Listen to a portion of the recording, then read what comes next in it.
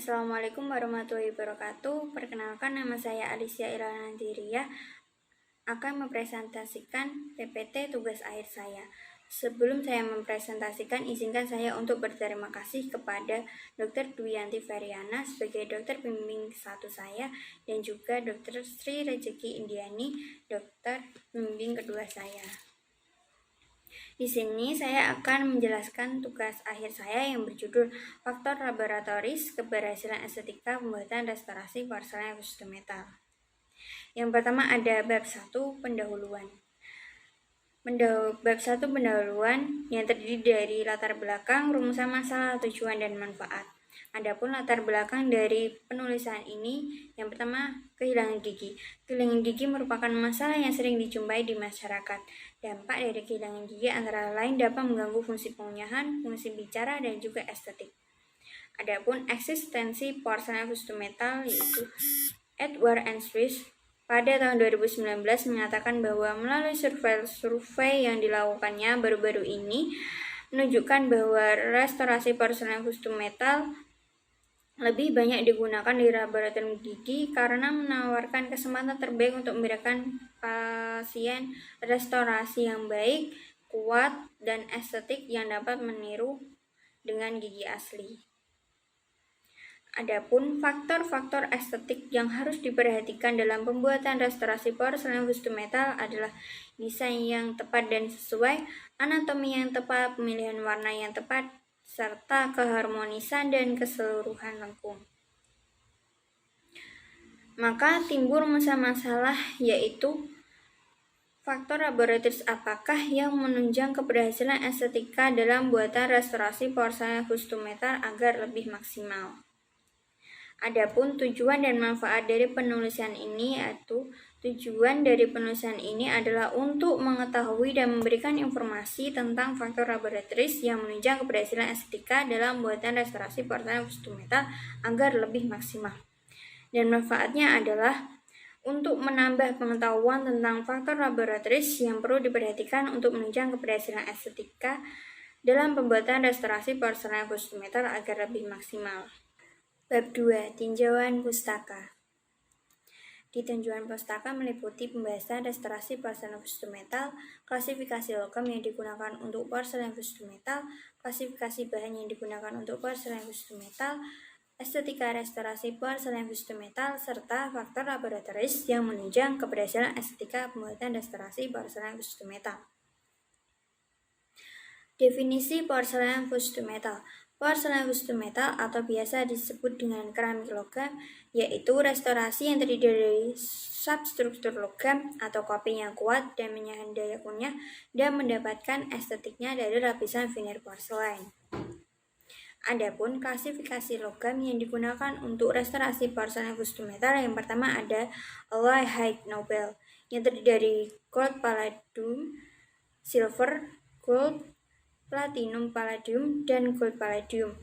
Dia memiliki kandungan logam nobel lebih besar dari 60% dan 40% emas, tahan terhadap korosi, sehingga menghemat waktu pengerjaan di laboratorium gigi. Adapun klasifikasi logam yang digunakan untuk restorasi porselen khusus metal, yang pertama ada alloy high noble. Dia memiliki kandungan logam nobel lebih besar dari 60% dan 40% emas, tahan terhadap korosi, lebih lunak daripada jenis logam yang lain sehingga menghemat waktu pengerjaan di laboratorium. Yang kedua ada alloy nobel, terdiri dari logam nobel 25%, modulus elastik lebih tinggi, kuat bertahan dalam korosi, namun karena mengandung silver dapat berubah warna. Yang ketiga ada predominantly base metal alloy, terdiri dari kurang dari 25% logam nobel, lebih keras daripada logam nobel, memiliki sifat kimia untuk mempengaruhi kekuatan dan menahan korosi. Adapun syarat logam yang dapat digunakan untuk restorasi porselen khusus metal, yang pertama harus tahan terhadap fraktur, memiliki modulus elastisitas yang tinggi, 3 rigiditas, 4 biokompatibel, 5 tahan terhadap korosi, 6 kuat tidak mudah patah dan terabrasi, 7 mampu beradaptasi dengan jaringan oral di bawahnya, 8 tidak berkarat, 9 tidak beracun, dan 10 harus tahan terhadap temperatur tinggi. Adapun menurut Sopan Sinamo pada tahun 2020 mengatakan bahwa logam NiCr yang paling umum digunakan untuk restorasi porselen custom metal, akan tetapi memiliki potensi masalah terhadap kesehatan.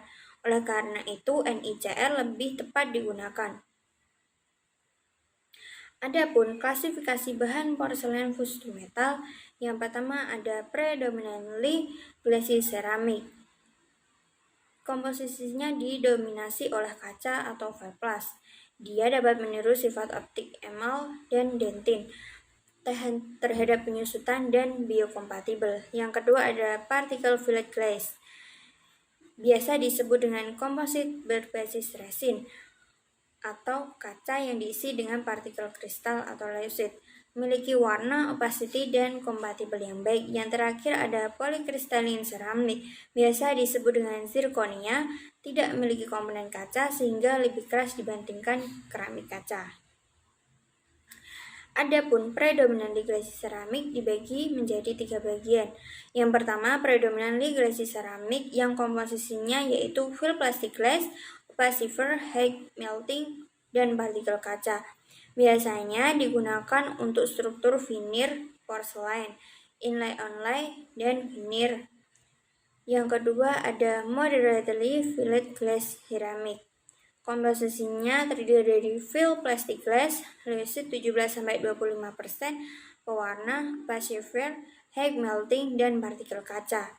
Biasanya digunakan sebagai veneer porselen custom metal, inlay, onlay, dan veneer. Yang terakhir adalah highly filled glassy ceramic. Komposisinya berupa fill plastic glass, leucit 40-55%, pewarna, opacifer. Biasanya digunakan untuk mahkota 1 unit, inlay, onlay, dan veneer. Adapun definisi estetika restorasi porselen custom metal yaitu untuk menciptakan keindahan dan daya tarik, membantu meningkatkan harga diri pasien, membuat pasien puas dengan restorasi porselen custom metal yang digunakan. Adapun faktor yang menunjang keberhasilan estetika dari restorasi porselen custom metal yaitu pertama, keharmonisan dengan gigi asli, desain, anatomi, dan warna. Adapun faktor laboratoris yang menunjang keberhasilan estetika buatan restorasi porselen custom metal yang pertama adalah bentuk preparasi harus sesuai. Yang kedua, ketebalan lapisan coping logam harus tepat.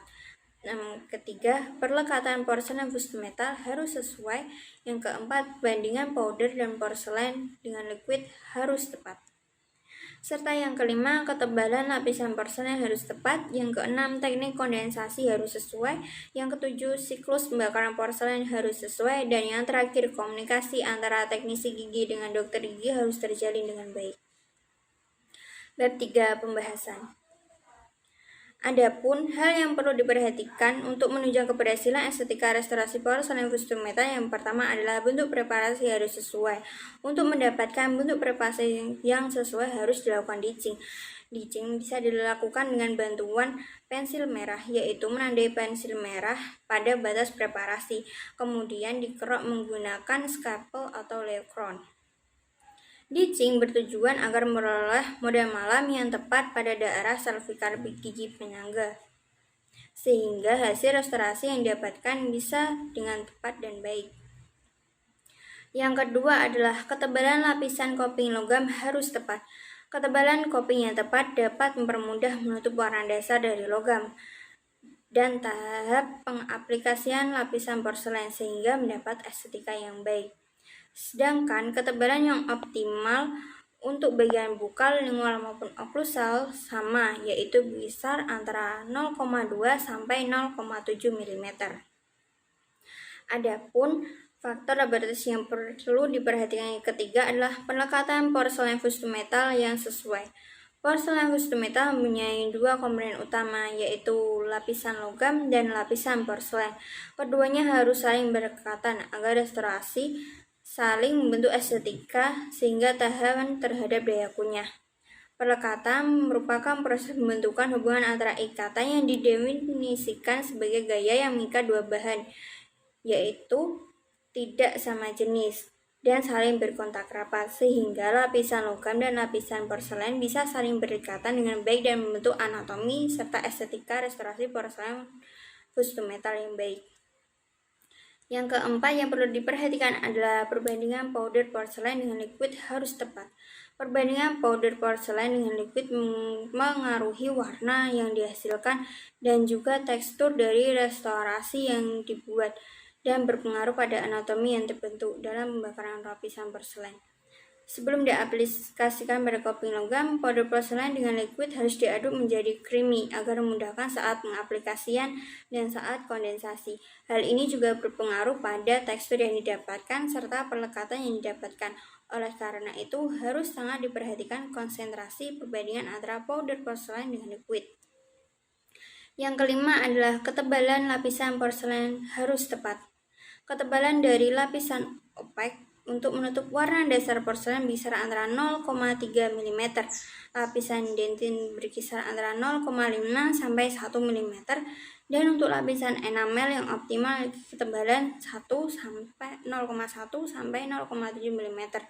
Dengan ketebalan yang sesuai dapat menunjang keberhasilan estetika restorasi, memiliki warna yang sesuai harmonis dengan gigi asli dengan gigi antagonisnya, dan menghasilkan warna sesuai set buat dokter gigi. Yang keenam, harus memperhatikan teknik kondensasi. Kondensasi adalah metode untuk mendapatkan kepadatan aksial dan mengecilkan jarak antara partikel porselen dan menghilangkan jumlah besar cairan dari pasta porselen. Dilakukan dengan cara menggetarkan penjepit dengan menggunakan elektron. Kemudian cairan yang muncul ke permukaan diserap menggunakan tisu secara berkala dan berhati-hati.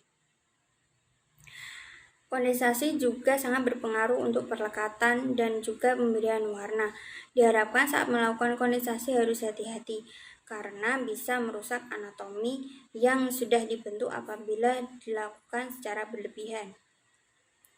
Yang ketujuh, siklus pembakaran porselen harus sesuai. Siklus pembakaran porselen harus diperhatikan karena berpengaruh pada keberhasilan estetika hasil warna, perlekatan, tekstur, dan juga anatomi yang dihasilkan. Adapun suhu pembakaran yang ideal yaitu pada pembakaran opek suhu 950 derajat Celcius, pada pembakaran dentin 920 derajat Celcius, dan pembakaran enamel pada suhu 910 derajat Celcius, dan pembakaran glazing pada suhu 930 derajat Celcius. Diharapkan pada saat pembakaran tidak dilakukan berulang-ulang. Apabila terpaksa melakukan pembakaran berulang-ulang, maka setiap pembakarannya diturunkan suhunya sekitar 10 derajat Celcius. Yang terakhir adalah komunikasi antara teknisi gigi dan dokter gigi harus terjalin dengan baik. Seorang teknisi gigi harus berkomunikasi berdasarkan dengan pengetahuan dan keterampilan yang dimilikinya sesuai dengan permintaan dari dokter gigi. Seorang teknisi gigi juga harus memperhatikan apabila ada permintaan khusus dari seorang dokter gigi agar bisa tercapainya restorasi sesuai keinginan pasien dan dokter gigi sehingga saling menguntungkan untuk dokter gigi, pasien, dan juga teknisi gigi. Dari penjelasan yang saya sampaikan dapat diambil kesimpulan dan saran. Kesimpulannya yaitu faktor laboratoris yang menunjang keberhasilan dalam pembuatan restorasi porselen fused to metal agar lebih maksimal yaitu bentuk preparasi harus sesuai, ketebalan lapisan coping logam harus tepat, pelekatan porselen fused to metal harus sesuai, perbandingan powder porselen dengan liquid harus tepat, ketebalan lapisan porselen harus tepat, teknik kondensasi harus sesuai, siklus pembakaran porselen harus sesuai, dan komunikasi antara teknisi dan dokter gigi yang baik juga merupakan faktor laboratoris yang menunjang keberhasilan dalam pembuatan restorasi porselen fused to metal.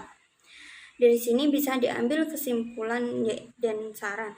Sarannya yaitu dari beberapa sumber yang telah disebutkan di atas, penulis mengharapkan bagi pembaca, khususnya bagi seorang teknisi gigi harus memiliki pengetahuan yang baik serta keterampilan dalam mengerjakan pekerjaan keteknisian gigi sesuai dengan prosedur laboratoris keteknisian gigi agar mendapatkan hasil restorasi gigi tiruan keramik yang tepat dan estetik agar tercapainya keberhasilan dalam pembuatan restorasi porselen fused to metal.